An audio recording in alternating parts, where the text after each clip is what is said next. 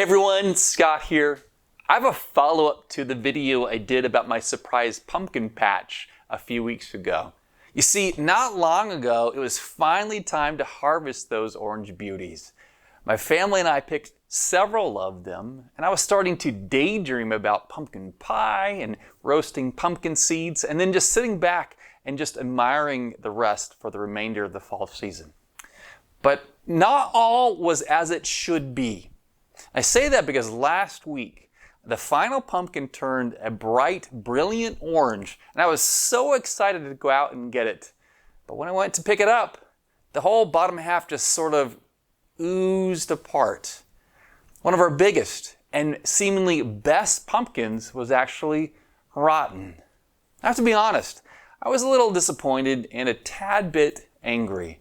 Because judging from its outward appearance, I had high hopes for this pumpkin. But when I went to harvest it, all I found was decay. Now, if you remember, Jesus refers to something similar in Matthew chapter 23, verses 27 through 28, when he talks about the Pharisees. There he says, "Woe to you, scribes and Pharisees, hypocrites! For you are like whitewashed tombs, which outwardly appear beautiful, but within are full of dead people's bones and all uncleanliness. So you also outwardly appear righteous to others, but within you're full of hypocrisy and lawlessness."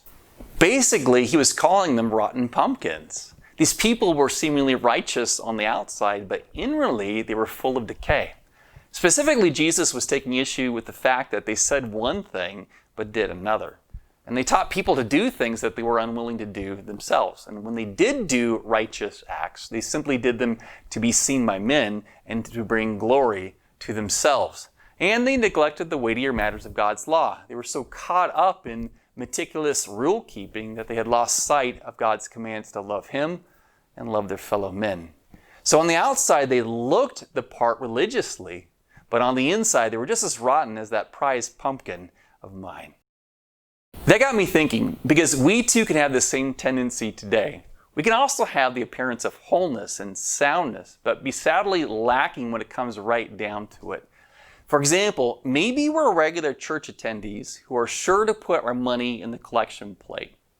We might be someone who drives around with a religious bumper sticker on our car, with a family Bible prominently displayed in our homes. But what about where it really counts? Are we letting the Word of God change us from the inside out? Do the actions in our life reflect the reality of our hearts? These are really important questions to answer because although we might think we have God fooled, the truth is there will be a harvest someday in which everything will come to light. Just like when I finally went out to bring in that prized pumpkin. In a different parable, Jesus warns us that there will come a day in which the Son of Man will send His angels, and He'll gather out of His kingdom all causes of sin and all lawbreakers, and throw them into the fiery furnace. In that place there'll be weeping and gnashing of teeth.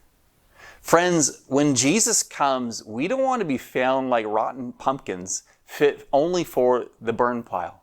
Instead, let us be found true to His Word and people who reflect His glory from the inside out. It's definitely the season for pumpkins, and I hope that every time you see one this week, you'll remember this short message. Thanks for watching.